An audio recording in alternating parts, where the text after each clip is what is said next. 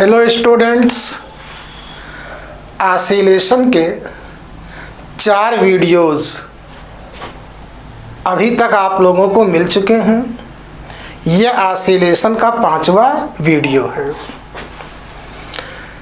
4th video के last में एक ऑसिलेटिंग करती हुई बॉडी के लिए पोटेंशियल एनर्जी के बारे में मैंने आप लोगों को बताया था। 4th वीडियो के लास्ट में एक दोलन करती हुई, एक ऑसिलेटिंग मोशन करती हुई बॉडी की पोटेंशियल एनर्जी का फार्मूला पोजीशन के साथ क्या होता है, यहाँ तक मैंने आप लोगों को बताया था। अब आपको हम बताएंगे कि पोटेंशियल एनर्जी का फार्मूला टाइम के साथ क्या होगा, टाइम के टर्म्स में क्या होगा। और मेरा नाम घनश्याम कुमार श्रीवास्तव है। मैं 1998 से, अब तो नीट हो गया, पहले CPMT होता था, अब तो JEE हो गया, पहले IIT होता था। तो बेसिकली मैं प्री मेडिकल और प्री इंजीनियरिंग के बच्चों को फिजिक्स पढ़ाता हूँ। अब आप देखें, राड उठाओ। तो यहाँ तक मैंने आप लोगों को पिछली क्लास में बताया था। ये पोटेंशियल एनर्जी U का फार्मूला पोजीशन X के साथ आपको दिया हुआ है। C एक कांस्टेंट है जो मैंने आप लोगों को बताया था। अब आपको यही फार्मूला टाइम के साथ लिखना है। और मैंने बताया था, जब तक आपसे अलग से ना कहा जाए, आप C की वैल्यू हमेशा 0 ही लेंगे। तो अब हम C = 0 पुट करते हैं और X की वैल्यू, या आप कह लो X का फार्मूला टाइम के साथ जो होता है वो पुट करते हैं। तो आप देखें, put X = 0, put C = 0 and X = A sin ωt + 5। जब तक अलग से न कहा जाए, आप सभी न्यूमेरिकल में C की वैल्यू हमेशा 0 ही लेंगे। तो देन U = 1/2m। X की यही वैल्यू यहाँ आप पुट करें तो ये हो जाएगा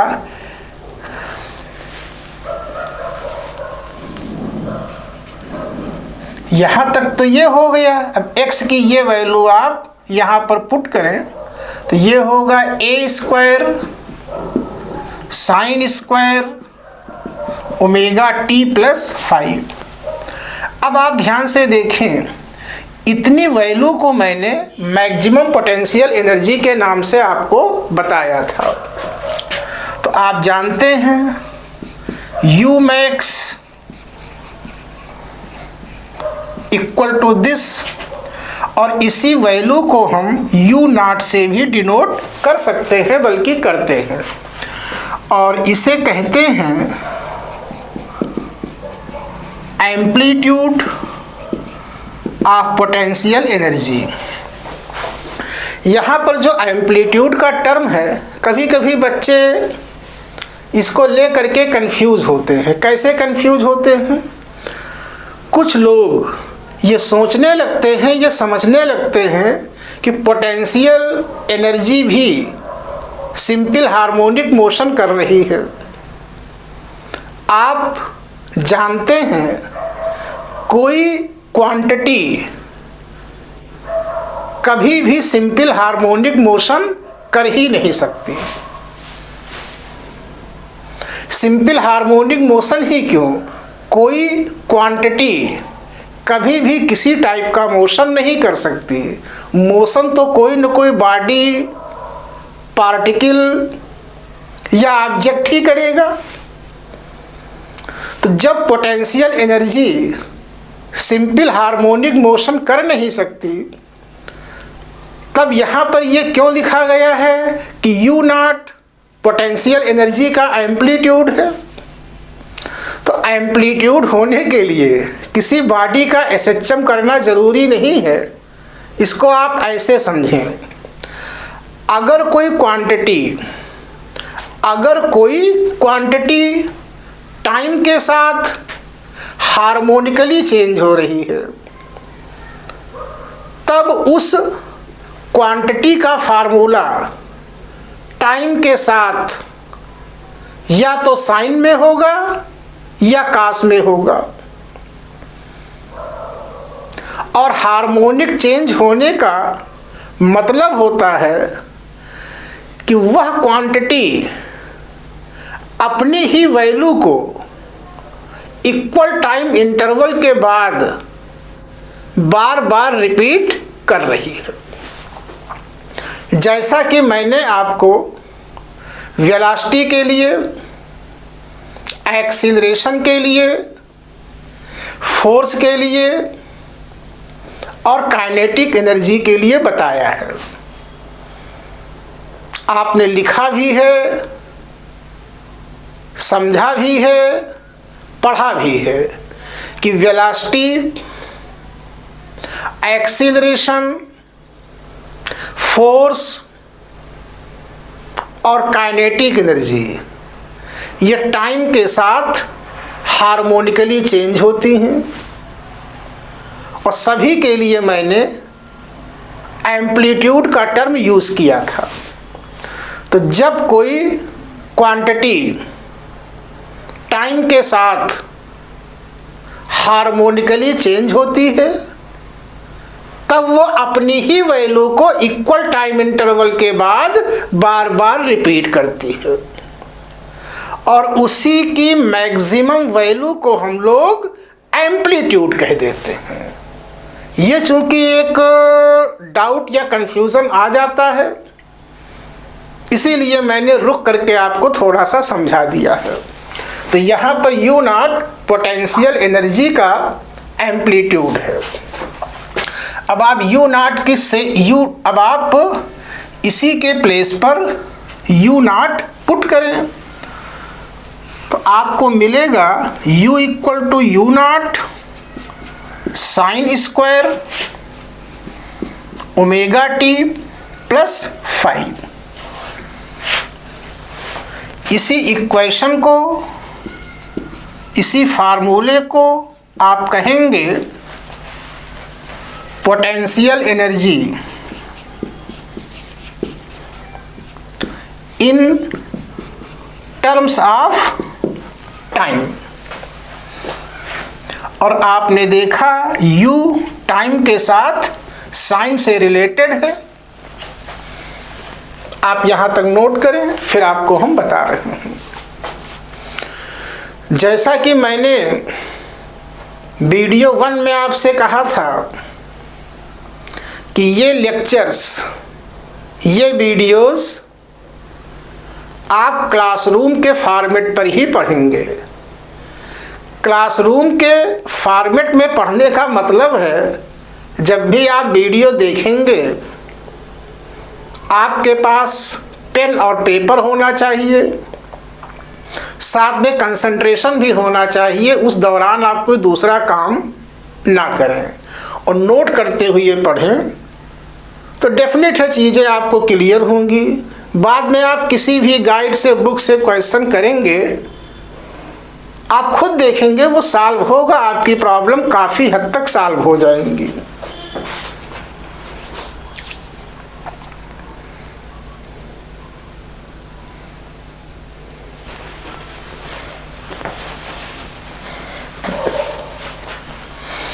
अब आप देखें, तो ये U का फार्मूला टाइम के साथ आपको मिल गया है। आपने इस फार्मूले में देखा है कि साइन स्क्वायर है, साइन पावर 1 नहीं है। ट्रिग्नोमेट्री में जब आप साइन स्क्वायर थीटा को साइन थीटा में चेंज करते हैं तब एंगल डबल हो जाता है। तो अगर आप पावर 2 के स्थान पर 1 पावर लाते हैं तो ला सकते हैं। उसके डेरिवेशन में यहाँ पर आपको जाने की कोई ज़रूरत नहीं है। आगे थोड़ा एप्लीकेशन आएगा तो आपको हम बता देंगे। तो जब आप पावर 2 को पावर 1 में लाएंगे तब ये एंगल डबल हो जाएगा। एंगल के डबल होने से अभी t का मल्टीपल ओमेगा है, डबल होने पर t का मल्टीपल क्या होगा?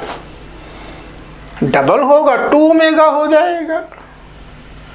तो इससे पता चलता है कि पोटेंशियल एनर्जी टाइम के साथ हार्मोनिकली चेंज होती है, लेकिन चेंज होने की फ्रीक्वेंसी पोजीशन के फ्रीक्वेंसी का ट्वाइस है, डबल है, दुगना है।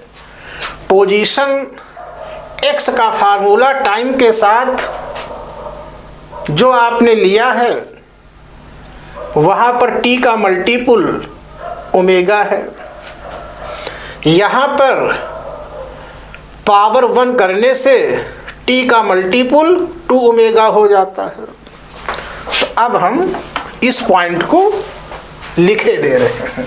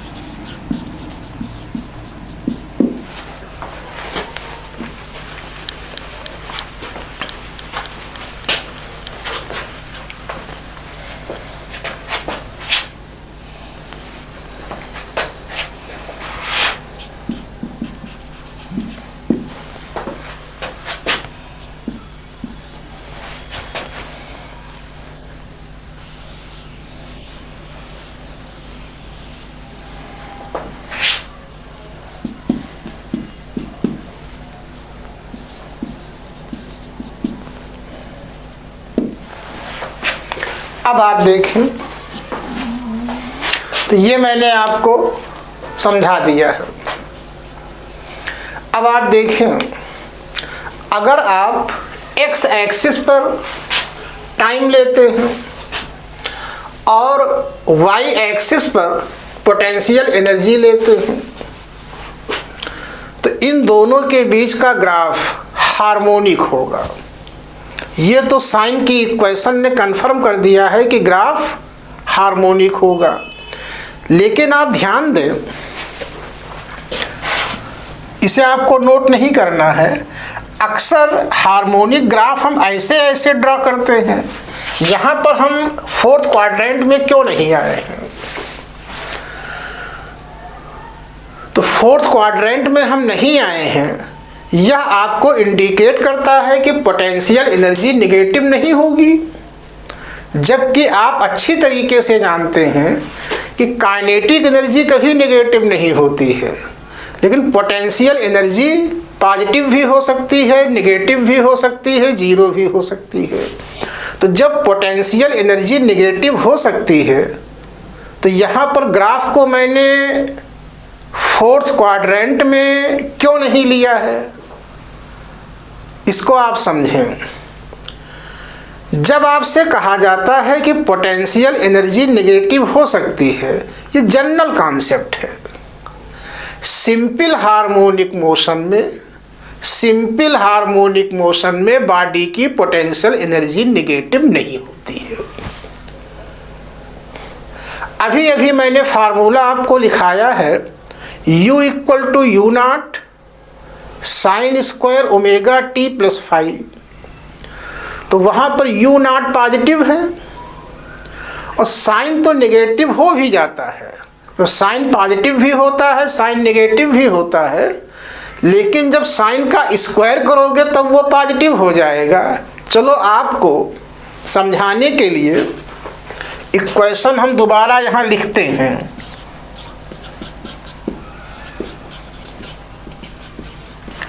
तो U नॉट पॉजिटिव है, साइन नेगेटिव हो भी जाएगा, तो जब आप नेगेटिव का स्क्वायर करोगे तो वो पॉजिटिव होगा।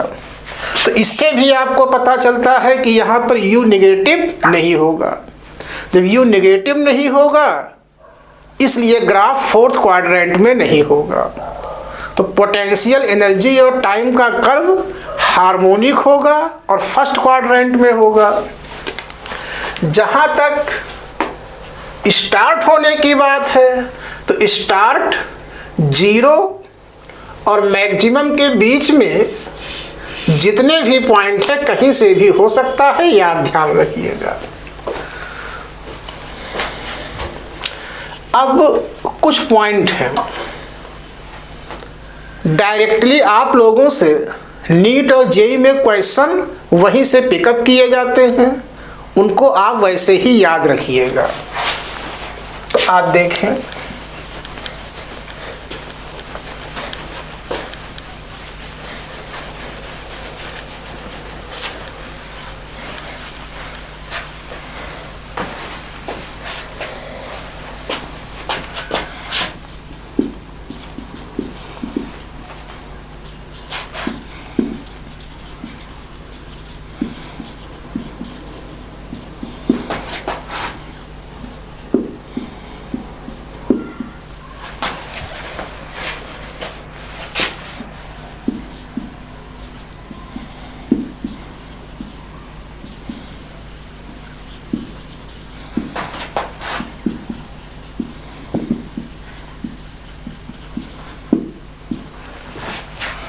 मैंने लिखा है average value of velocity, acceleration and force in one complete time period. मतलब ये है एक कंप्लीट टाइम पीरियड में वेलोसिटी, एक्सीलरेशन और फोर्स इन तीनों की एवरेज वैल्यू 0 होती है, ये आप याद रखिएगा। कंप्लीट टाइम पीरियड का मतलब है 0 से कैपिटल T, और ये कितना होता है इज 0, ये आप ध्यान रखिएगा। अब आप कहेंगे सर ये 0 कैसे होता है, तो थोड़ा सा आपको हम समझाए देते हैं। आप मान लो एक्स एक्सिस पर आपने टाइम लिया है और वाई एक्सिस पर आप कोई भी एक क्वांटिटी वाई ले लेते हैं। वाई कोई भी फिजिकल क्वांटिटी है। वाई और टी का ग्राफ हार्मोनिक है। टाइम पीरियड के रिस्पेक्ट में आप जानते हैं ये t इक्वल टू 0 है। This time half time period, sorry,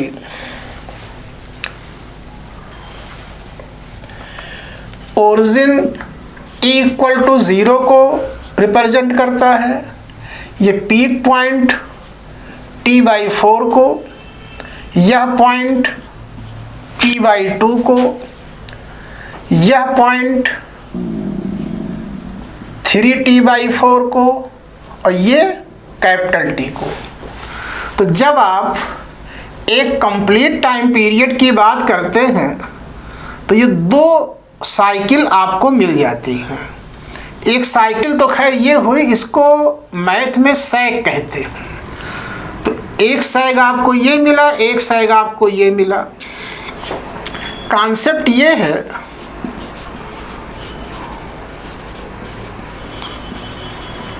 average value of y 0 to capital T, ये इक्वल टू होगा एरिया ऑफ कर्व। और मैंने आपको बताया था कि इन दोनों पोर्शन की एरिया इक्वल होती है। जो कर्व फर्स्ट क्वाड्रेंट में है उसकी एरिया पॉजिटिव होगी, जो कर्व फोर्थ क्वाड्रेंट में है उसकी एरिया नेगेटिव होगी। तो जितनी प्लस वैल्यू है उतनी माइनस वैल्यू है, दोनों का सम 0 हो जाएगा। तो ये एक रूलिंग है। आप कोई भी फिजिकल क्वांटिटी ले लें, मान लो y आपने ले लिया, y t के साथ हार्मोनिकली चेंज हो रहा है, तो y और t का कर्व हार्मोनिक होगा। तो एक कंप्लीट साइकिल में y की एवरेज वैल्यू 0 ही होगी। इसी कॉन्सेप्ट को अप्लाई करते हुए ऊपर का स्टेटमेंट लिखा गया है, क्योंकि अगर आप यहाँ पर वेलोसिटी लेते हैं तब भी यही ग्राफ होगा, अगर यहाँ एक्सीलरेशन लेते हैं या फोर्स लेते हैं तब भी यही ग्राफ होगा। इसीलिए इन तीनों की एवरेज वैल्यू एक कंप्लीट टाइम पीरियड में 0 होती है। यह पॉइंट ज़्यादातर गाइड्स में, बुक्स में लिखा रहता है। अब एक पॉइंट और पूछा जाता है कि एक कंप्लीट टाइम पीरियड में काइनेटिक एनर्जी की एवरेज वैल्यू क्या होगी। गलती से लोग उसको भी 0 लिख देते हैं तो गलत हो जाएगा। आपने प्रीवियस वीडियो में देखा था कि जब आप y एक्सिस पर काइनेटिक एनर्जी लेते हैं तो ग्राफ केवल और केवल फर्स्ट क्वाड्रेंट में होगा, और फर्स्ट क्वाड्रेंट में सारे कर्व की एरिया प्लस ही होगी। जब प्लस प्लस प्लस करेंगे तो 0 कैसे होगा। इसीलिए एक कंप्लीट टाइम पीरियड में काइनेटिक एनर्जी 0 नहीं होती है, और सेम प्रॉपर्टी पोटेंशियल एनर्जी के लिए होती है। इसलिए एक कंप्लीट साइकिल में पोटेंशियल एनर्जी भी 0 नहीं होगी। ठीक है, 0 नहीं होगी तो कितनी होगी, ये अक्सर आप लोगों से पूछा जाता है। तो आप इस तरीके से याद रखिएगा, एक कंप्लीट टाइम पीरियड में काइनेटिक एनर्जी और पोटेंशियल एनर्जी की एवरेज वैल्यू अपने मैक्सिमम वैल्यू का हाफ होता है, आधा होता है। ये अक्सर आप लोगों से पूछा जाता है, कोई कैलकुलेशन या डेरिवेशन आपको यहाँ पर नहीं करना होता है, ये आप याद ही रखेंगे। तो इस पॉइंट को हम लिखे दे रहे हैं।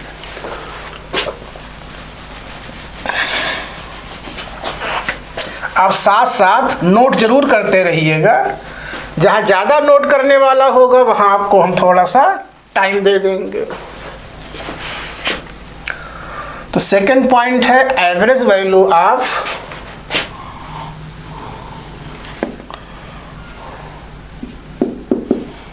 Kinetic energy in one complete time period equal to 1/2 K max। एक मिनट,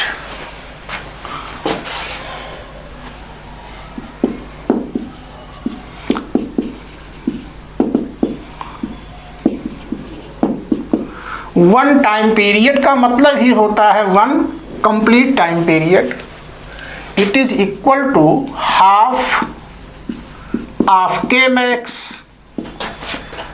और K max की वैल्यू आप जानते हैं 1/2 m omega square a square. It is equal to 1/4 m omega square a square. अगर आप लेते हैं average value of potential energy in one time period equal to 1/2 U max। तो U max की भी इतनी ही वैल्यू होती है। यहाँ पर यह सपोज किया गया है कि C की वैल्यू 0 है, इक्वल टू दिस। ये पॉइंट इंपॉर्टेंट है, अक्सर पूछा जाता है, याद रखिएगा।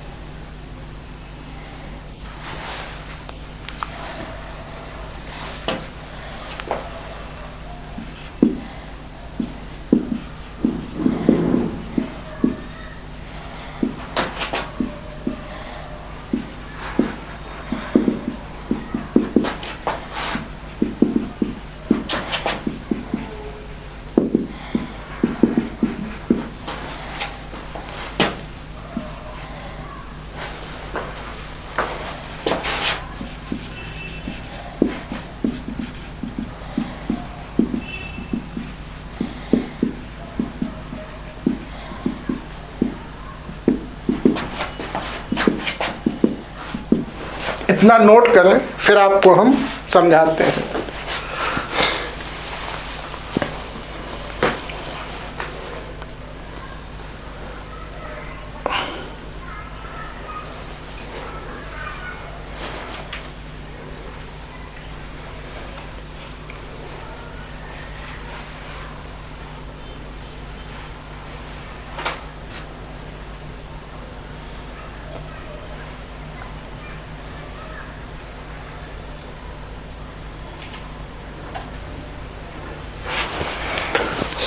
अब आप देखें, मैंने आपको बताया है कि x velocity, acceleration and force ये टाइम के साथ हार्मोनिकली चेंज होते हैं, और मान लो इनके चेंज होने की फ्रीक्वेंसी ओमेगा रेडियन पर सेकंड है।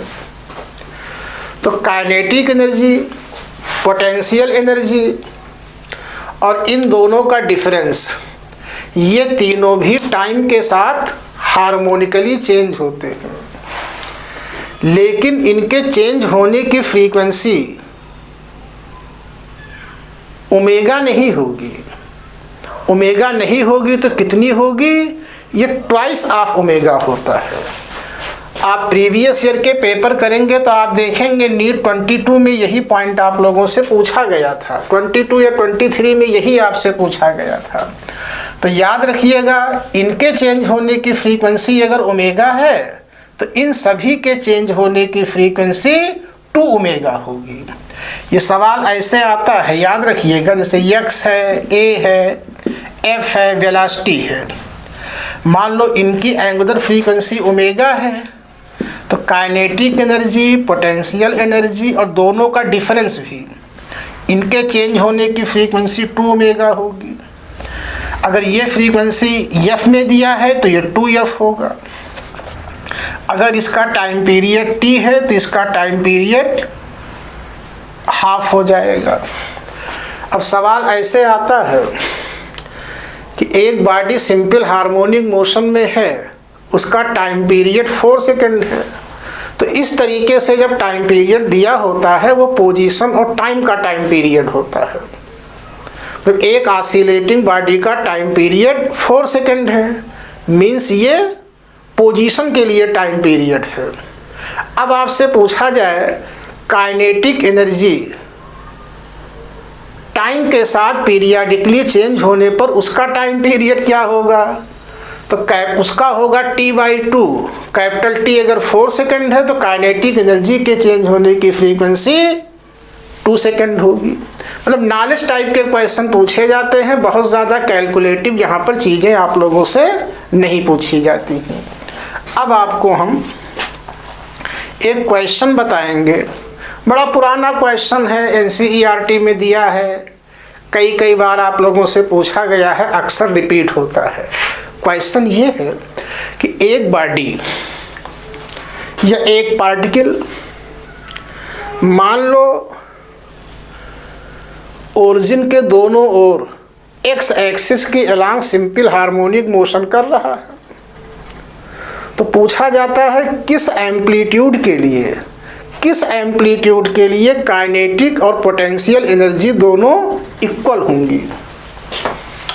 तो हम क्वेश्चन लिखते हैं, फिर आपको सल्यूशन भी बताते हैं।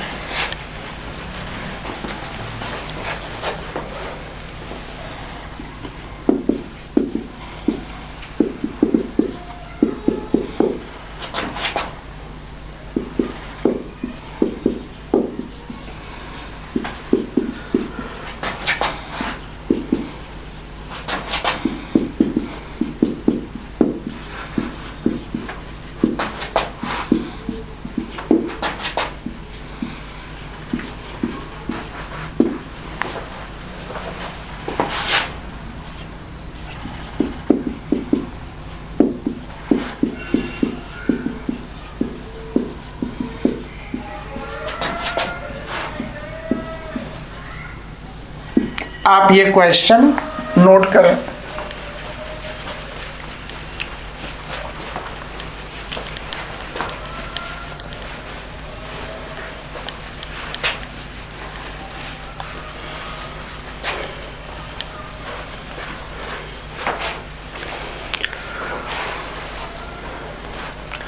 अब आप देखें, इस क्वेश्चन में आपको दिया है कि एक पार्टिकल एक्स एक्सिस के अलोंग ओरिजिन के दोनों ओर सिंपल हार्मोनिक मोशन कर रहा है।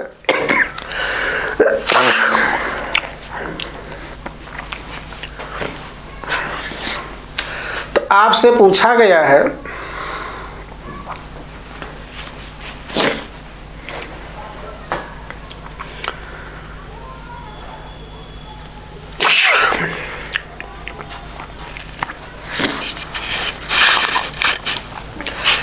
किस पोजीशन के लिए काइनेटिक एनर्जी और पोटेंशियल एनर्जी दोनों इक्वल होंगी।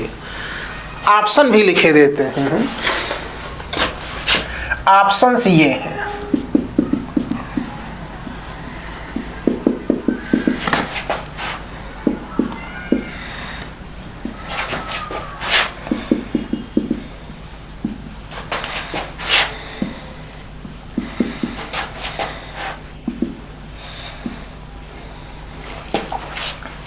आंसर आपको ए के टर्म्स में देना है। अब क्वेश्चन की कंडीशन है कि ये दोनों एनर्जीज इक्वल है, तो आप दोनों को इक्वल करें। Kinetic energy equal to potential energy, और आपसे दोनों में पोजीशन एक्स पूछी गई है, इसलिए दोनों का फार्मूला जो पोजीशन के साथ होता है वही आप पुट करेंगे। हालांकि दोनों का फार्मूला आपने टाइम के साथ भी पढ़ा है, पोजीशन के साथ भी पढ़ा है, लेकिन यहाँ पर पोजीशन वाला फार्मूला ही आप यूज करेंगे। तो के का फार्मूला ये होता है,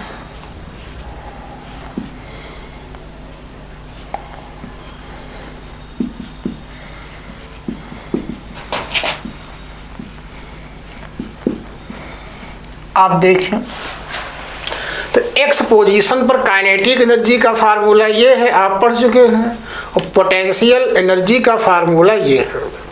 ध्यान दें, यहाँ पर हमने प्लस सी नहीं लिखा है। हम लोग सभी क्वेश्चन में सी की वैल्यू 0 ही मानते हैं।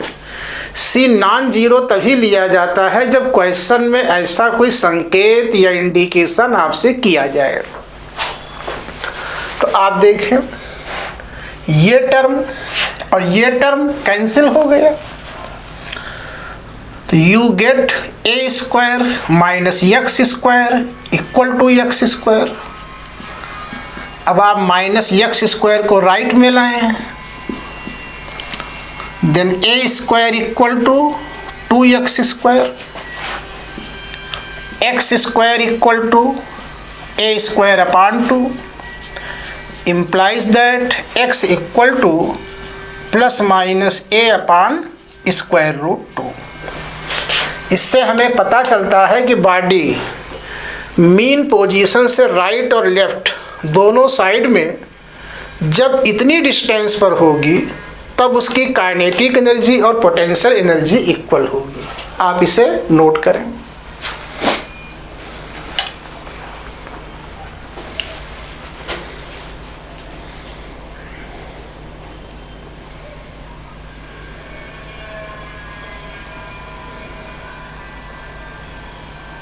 अब हम एक क्वेश्चन और लेते हैं।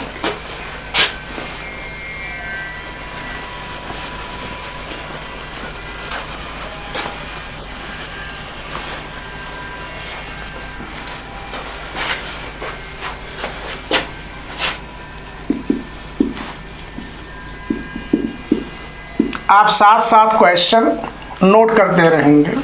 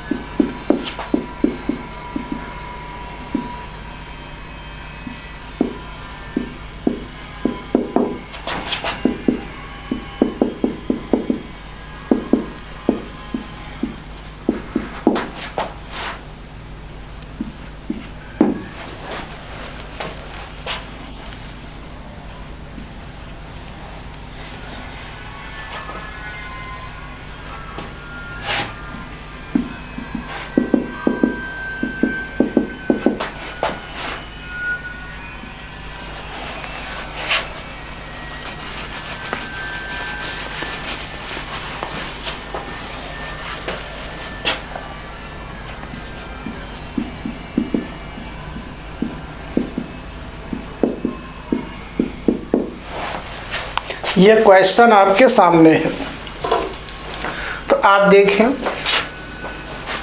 इस क्वेश्चन में आपको दिया हुआ है a particle has mass 10 power -2 kg is oscillating along x axis with f equal to 10/π hertz. It's amplitude is 10 centimetre. इसमें आपको दिया है एक पार्टिकल जिसका मास 10 पावर -2 kg है। ये x एक्सिस के अलोंग ऑसिलेशन कर रहा है। इसका एम्पलीट्यूड 10 सेंटीमीटर है। मैंने आपसे पूछा है इसकी काइनेटिक एनर्जी उस समय क्या होगी जब इसका इनिशियल फेज 30 डिग्री है। तो यह आपको याद होना चाहिए कि फाई की वैल्यू 30 डिग्री कब होती है। कुछ याद है आप लोगों को?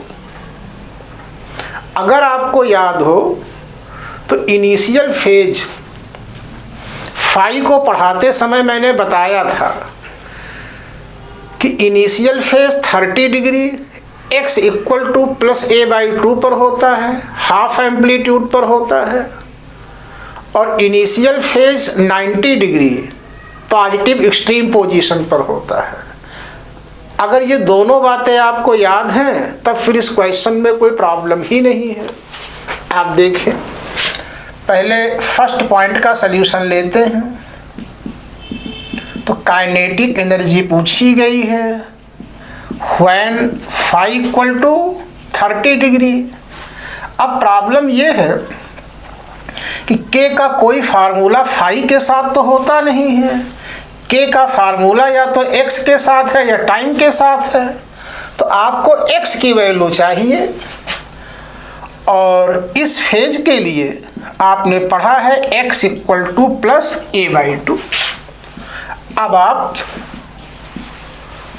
के और x में फार्मूला लिख दें, प्रॉब्लम आपकी हो गई। ये फार्मूला होता है half m omega square into a square minus और एक्स स्क्वायर, तो एक्स की यही वैल्यू यहाँ पुट करें, ये होगा ए स्क्वायर अपान 4।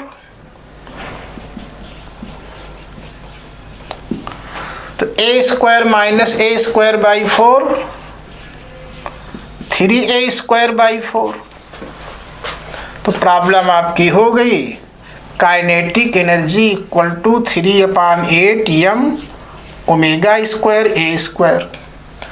ओमेगा आप यहाँ से कैलकुलेट कर लें, omega equal to 2 pi f, तो 2 पाई एफ इज 10/पाई, ओमेगा इक्वल टू 20।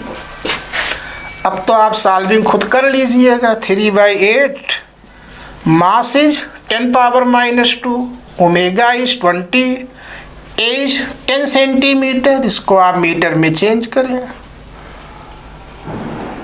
इतने जूल हो गई। और potential energy when initial phase is 90 degree, तो इस समय x की वैल्यू a है। तो आप देखें तो पोटेंशियल एनर्जी आपसे पूछी गई है when phi equal to 90 degree means x equal to plus a। वैसे आपको पता है कि यहाँ पर u की वैल्यू मैक्सिमम होती है, आपने पढ़ा है, और आप वैल्यू पुटअप भी करें तो u equal to 1/2m omega square, फिर x square and x equal to a। तो x के प्लेस पर आप a पुट करें, a स्क्वायर हो गया। अब m ओमेगा a सारी चीज़ें दी हुई हैं, आप पुटअप करके सॉल्व कर लीजिएगा। तीसरे पॉइंट में फोर्स कांस्टेंट ऑफ पार्टिकल आपसे पूछा गया है। तो मैंने आप लोगों को बताया था कि सिंपल हार्मोनिक मोशन में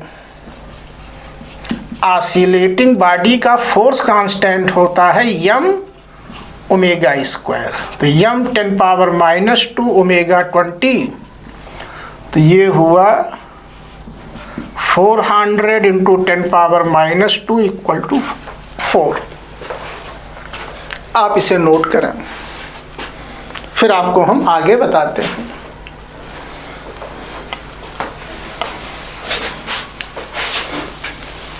कैमरे में आ रहा है यहाँ तक ये? ठीक है।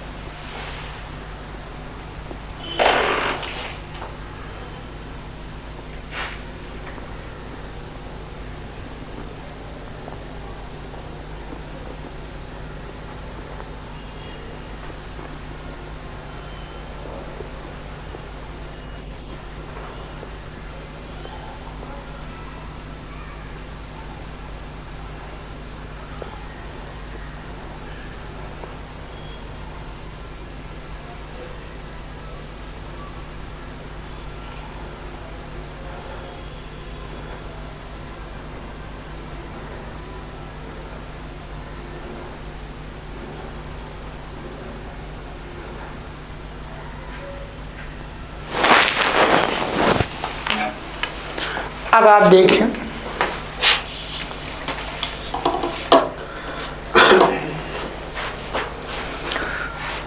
तो अब आपको हम टोटल मैकेनिकल एनर्जी के बारे में बताएंगे।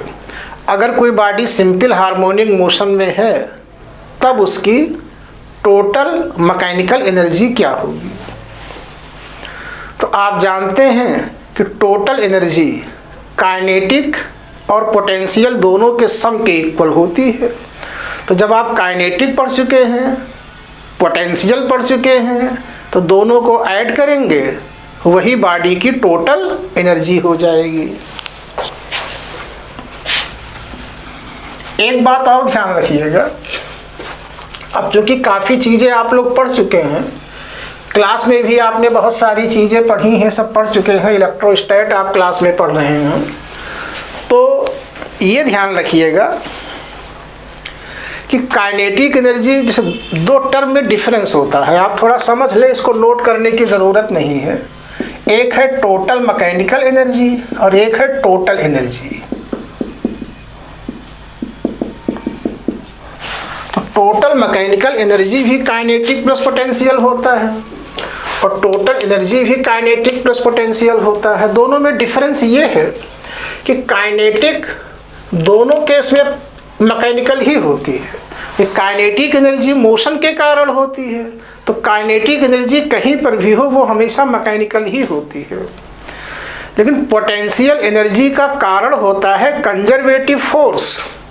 पोटेंशियल एनर्जी की ओरिजिन कहाँ से होती है? कंजर्वेटिव फोर्स से होती है। सब आपने पढ़ा है, आप जानते हैं।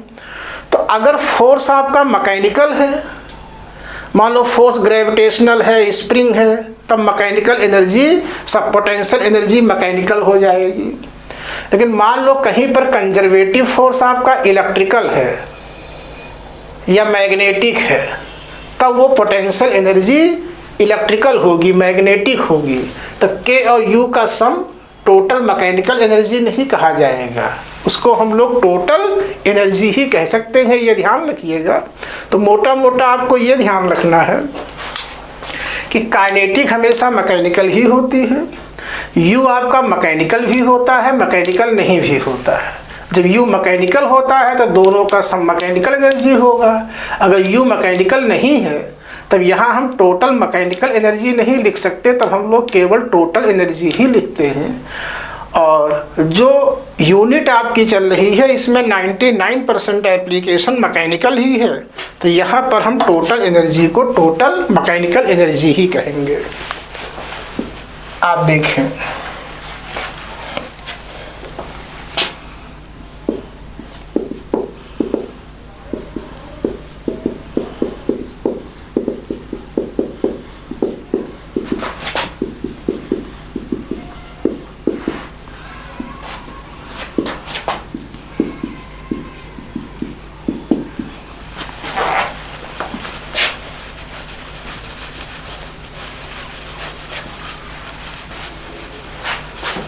अब यहाँ पर हमें सीधे सीधे फार्मूले चाहिए, तो आप लोग देखें।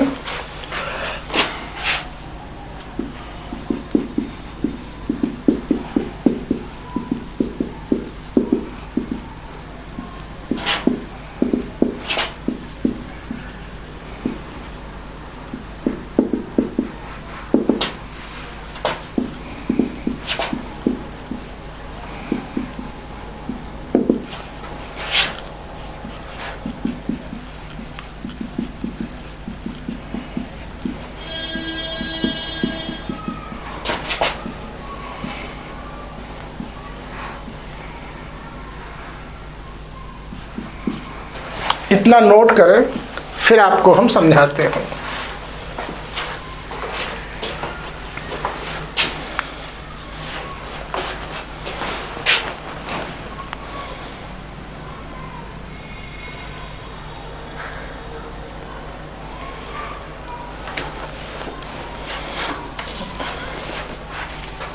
तो अब आप देखें, total mechanical energy equal to kinetic energy plus potential energy. और इन दोनों को ऐड करते समय ये ध्यान रखिएगा कि जिस टाइम पर आपने काइनेटिक लिया है, पोटेंशियल भी उसी टाइम का होना चाहिए, या जिस टाइम पर आपने काइनेटिक लिया है, पोटेंशियल उसी टाइम का होना चाहिए। थोड़ा डायग्राम से समझें तो ज़्यादा क्लैरिटी आपको हो जाएगी।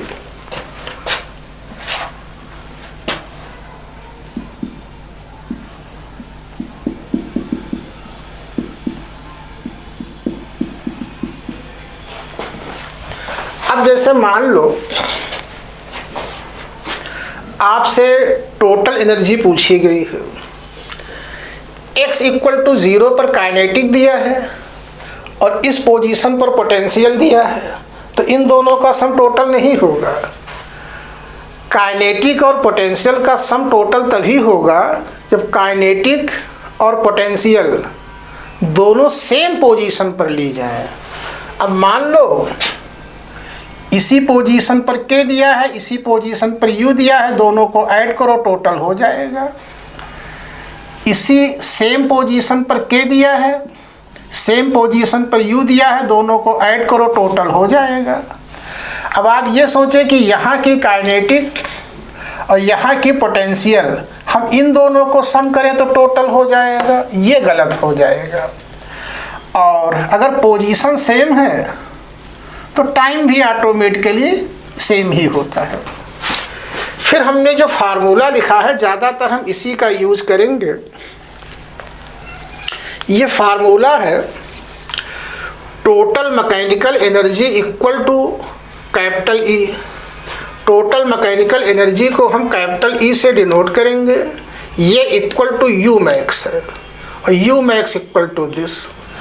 तो सिंपल हार्मोनिक मोशन में टोटल एनर्जी हमेशा मैक्सिमम पोटेंशियल एनर्जी के इक्वल होती है।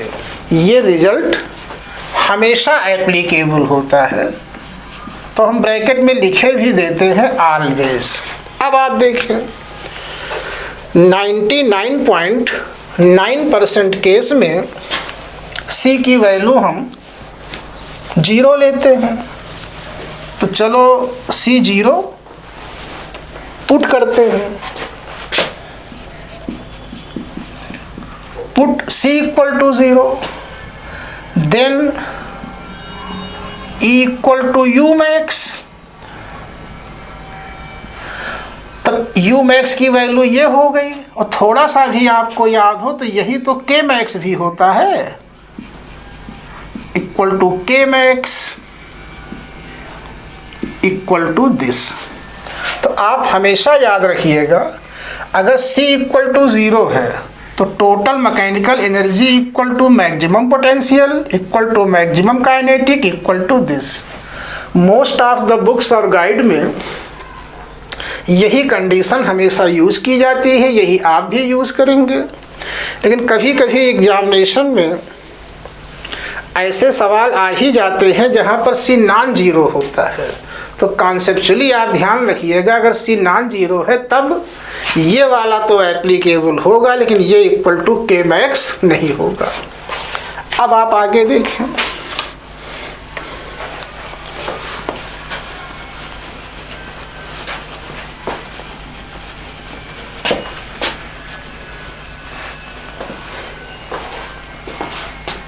तो न्यूमेरिकल पर्पस के लिए टोटल एनर्जी को आप कैपिटल ई से डिनोट करेंगे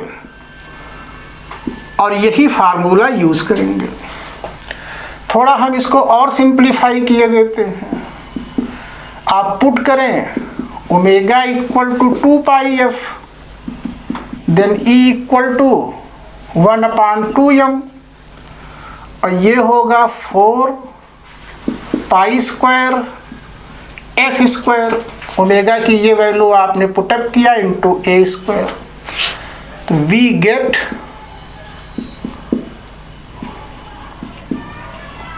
E इक्वल टू दिस। तो ज़्यादा डिटेल में आप मत जाएं, बस ये फार्मूला याद रखें, ज़्यादा याद रखने की ज़रूरत नहीं है। कभी कभी ऑप्शन में ये दे देते हैं तो ओमेगा की वैल्यू ये पुटअप करके ये रिजल्ट आपको मिल गया है। अब कुछ एप्लीकेशंस हैं ज़्यादातर क्वेश्चंस आपसे उन्हीं पर पूछे जाते हैं, तो वो आप ध्यान से देखें।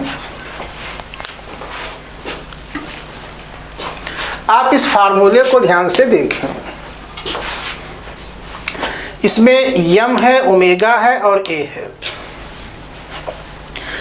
अब हम एक दोलन करती हुई बॉडी एक ऑसिलेशन करती हुई बॉडी को लेते हैं। चलो फॉर एग्जांपल हम सिंपल पेंडुलम ही ले लेते हैं, ज़्यादातर इसी का एप्लीकेशन आता है। ये आपको नोट मत करिएगा। मान लो ये एक सिंपल पेंडुलम है, आगे चल के स्प्रिंग पेंडुलम आएगा, आप वो ले लें। तो मान लो ये सिंपल पेंडुलम है और ये इन दोनों पोजीशन के बीच ऑसिलेशन कर रहा है। पहले मान लो इसका एम्पलीट्यूड A1 है, मतलब मीन पोजीशन और एक्सट्रीम के बीच का जो गैप है उसी को आप एम्पलीट्यूड कहते हैं। अब आपने इसी बॉडी का, बॉडी कोई दूसरी नहीं है, आपने इसी बॉडी का एम्पलीट्यूड A1 से बढ़ा करके A2 कर दिया। तो यहाँ क्या क्या चेंज होगा? अगर आपने उसी बॉडी का एम्पलीट्यूड चेंज किया है तो किसी बॉडी का मास तो अनचेंज रहेगा। ये तो आपने चेंज किया ही है, वो तो क्वेश्चन में ही कह रहा है। ओमेगा के बारे में क्या होगा? तो जो लोग केवल यही वीडियो देख रहे हैं, जो कि YouTube पे है, तो सबकी अपनी अपनी मर्जी है, जो जहाँ से चाहे जितना चाहे वैसे देखे। वीडियो 1 में मैंने बताया था कि ऑसिलेशन में जो ओमेगा है ये एम्पलीट्यूड से इंडिपेंडेंट होता है, अर्थात ओमेगा एम्पलीट्यूड को चेंज करने से चेंज नहीं होता है। तो जब आप किसी ऑसिलेटिंग बॉडी का एम्पलीट्यूड A चेंज करोगे तो बॉडी वही है, तो यम भी नहीं चेंज होगा, ओमेगा भी नहीं चेंज होगा। यम और ओमेगा अगर अनचेंज है then E proportional to A²। NEET में ये क्वेश्चन बहुत पहले से पूछा जाता रहा है और काफ़ी इम्पॉर्टेंट है, और आप लोग जानते भी हैं। जिन लोगों ने थोड़ी सी पढ़ाई की है वो जानते हैं, 9th से ये फार्मूला शुरू हो जाता है कि total energy is directly proportional to square of amplitude.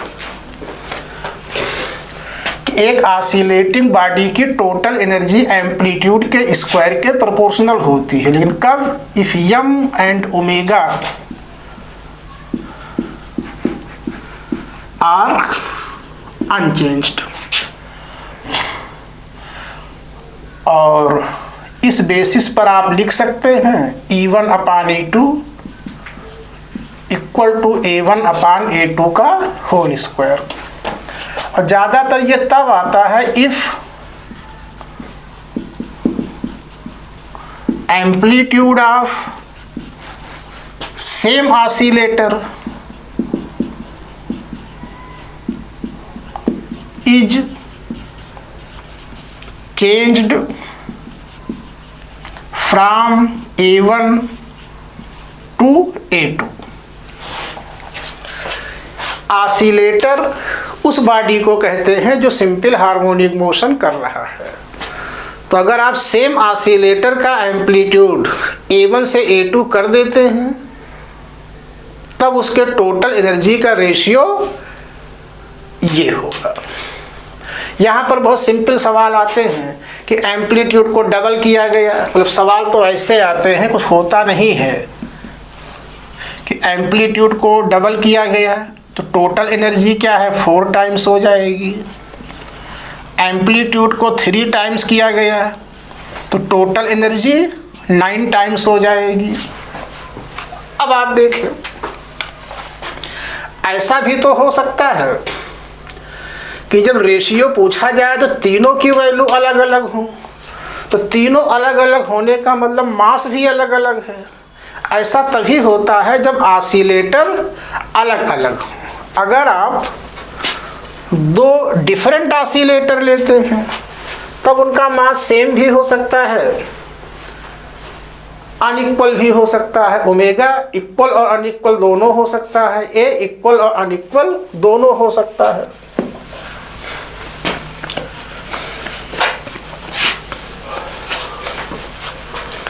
तो आप देखें सेकेंड एप्लीकेशन में है for 2 different harmonic oscillators E1 upon E2 equal to 1/2m1 omega 1 square A1 square upon 1/2m2 omega 2 square A2 square. आप note करें इसे।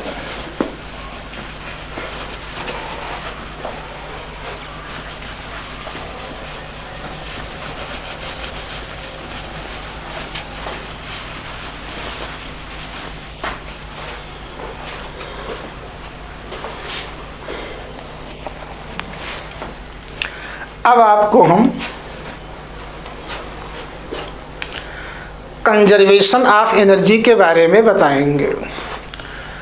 तो conservation of mechanical energy के बारे में मैंने आप लोगों को पढ़ा है। आप लोग जानते हैं कि वर्क एनर्जी पावर के चैप्टर में कंजर्वेशन ऑफ एनर्जी और कंजर्वेशन ऑफ मैकेनिकल एनर्जी के बारे में मैंने आप लोगों को बताया था। तो आप जानते हैं अगर किसी बॉडी के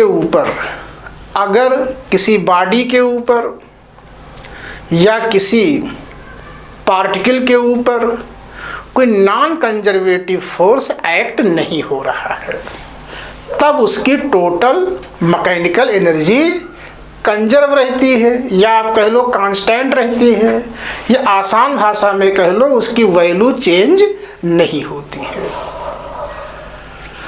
और मैंने ही आपको बताया है अगर कोई बॉडी सिंपल हार्मोनिक मोशन में है तब उस पर एक्ट होने वाला फोर्स कंजर्वेटिव ही होता है। तो अगर कोई बॉडी आइडियल एसएचएम में है तो आइडियल एसएचएम में डिसिपिएटिव फोर्सेस को शामिल नहीं किया जाता है, केवल कंजर्वेटिव फोर्स होगा, नॉन कंजर्वेटिव फोर्स नहीं होगा। इसलिए बॉडी की टोटल मैकेनिकल एनर्जी कांस्टेंट रहेगी। आप ध्यान से देखें।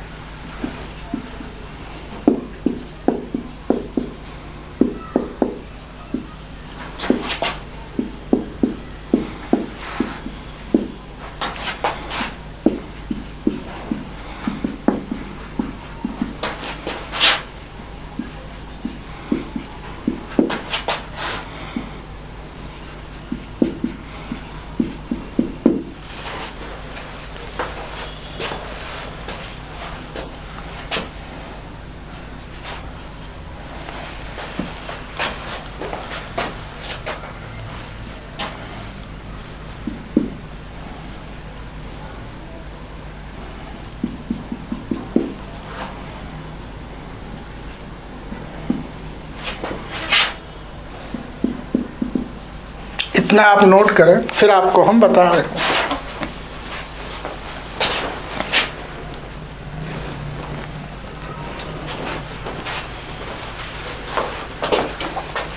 तो अब आप देखें, मैंने लिखा है in ideal SHM there is no non conservative force, hence total mechanical energy remains constant.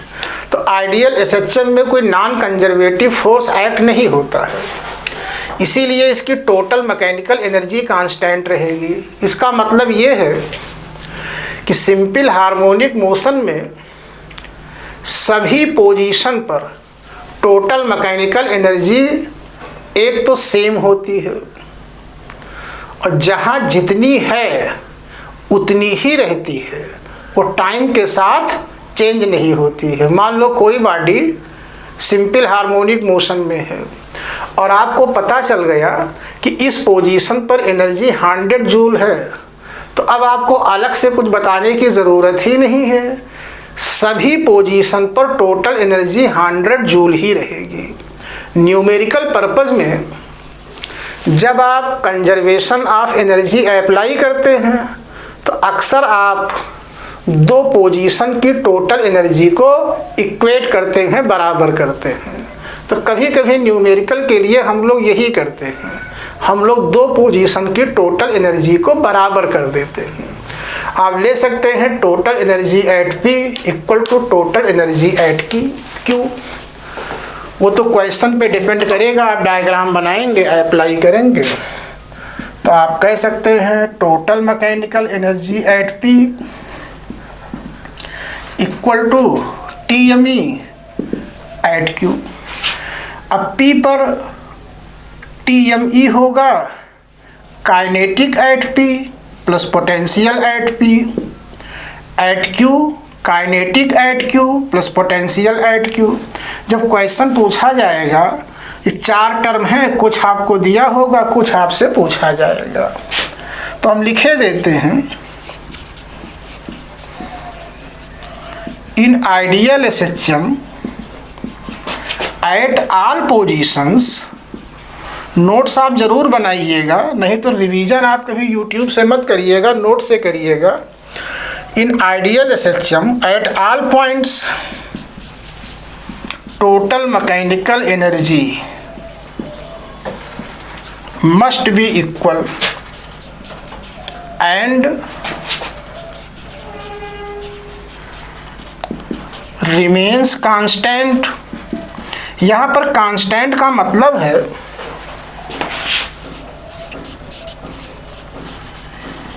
Does not change with time.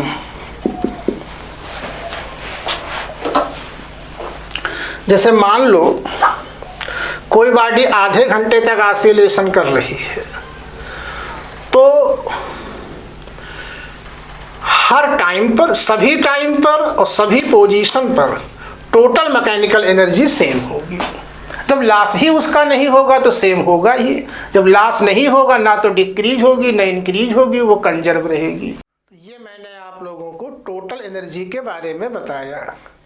अब आपको अगले वीडियो में हम ये बताएंगे, अगर आप 2 या 2 से ज़्यादा सिंपल हार्मोनिक मोशन को कंबाइन करते हैं तो रिजल्टेंट सिंपल हार्मोनिक मोशन कैसा होगा। उसे हम कहते हैं कंपोजिशन ऑफ 2 और more than 2 simple harmonic motions. तो अगले वीडियो में आप उसी के बारे में पढ़ेंगे। आज की क्लास हम फिनिश करते हैं। Thank you.